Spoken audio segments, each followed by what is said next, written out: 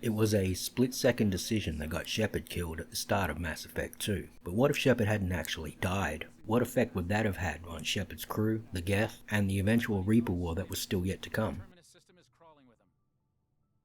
Come on, Joker. Ah, watch the arm!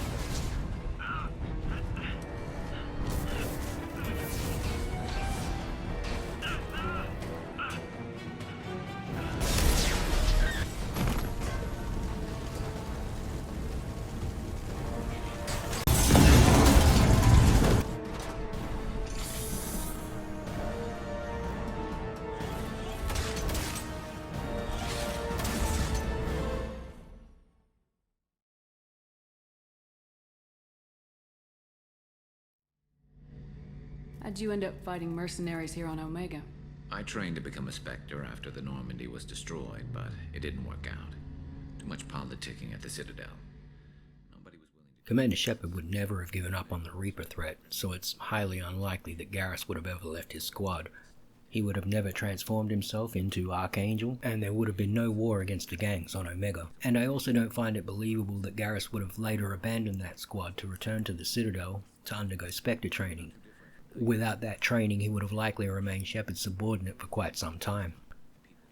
Which wouldn't have impressed Turian High Command too much, but it wouldn't need to, because Garrus Vakarian's father is good friends with the Primarch, giving Commander Shepard direct access to the Turian leadership, and with 2 years to convince everyone, he may well have been able to get the Turians on board, creating a scenario where the Turian fleets are not only ready to help defend against the Reapers, but also greatly strengthened and improved.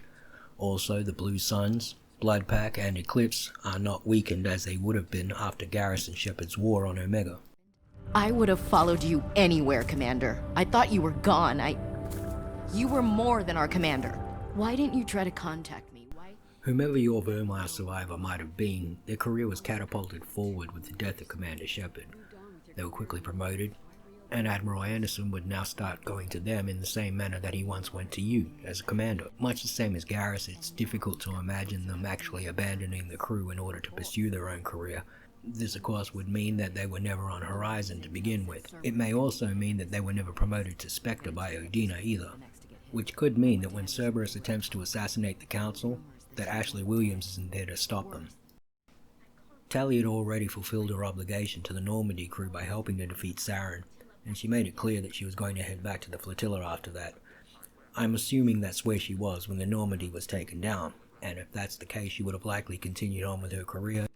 Rael'Zor and his experiments would have remained largely untouched by all of this, and she probably would have gone on trial on her own, and she probably would have been exiled.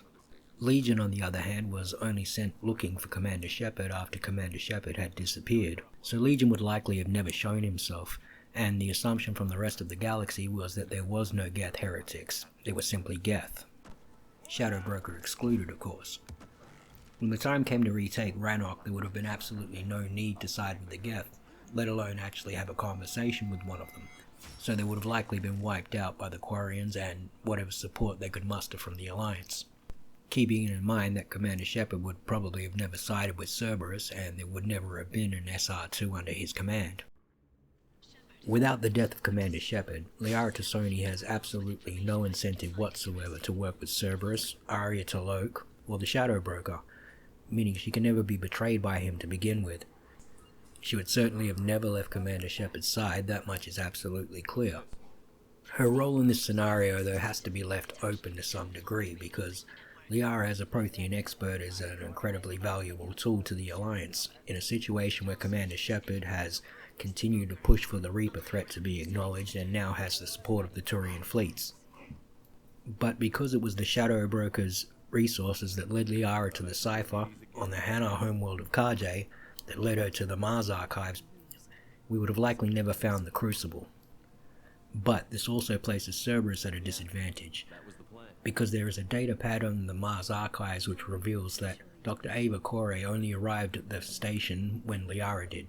She was shadowing Liara, so Cerberus likely would not have found the plans for the Crucible either. Shepard, what brings you here? How's the Normandy? It's not important. We're here. That's enough. Rex appears to have left the Normandy before the Collector attack and returned to Tuchanka at some point later, Shepard didn't know where he was, and Rex doesn't appear to have known what happened to the Normandy. He does seem to know that Shepard is dead, though. And we do know that in this scenario, Rex is preparing for war with the Reapers. Rex, of course, is not Reeve. Rex has spent the entire time sitting here wondering what he's going to say when the Council comes to ask the Krogan for help. Under this scenario, I don't think anyone would be approaching the Krogan. I think Rex would be approaching them and offering them peace terms. The Krogan will help fight the Reapers for whatever concessions they can get from the Council, such as pulling the Turians back from the demilitarized zone. Some people might say that that's not realistic. However, the Turians are looking to fight the Reapers. They are going to look to free up as many ships as they can for this struggle, and the Krogan coming to terms would be perfect.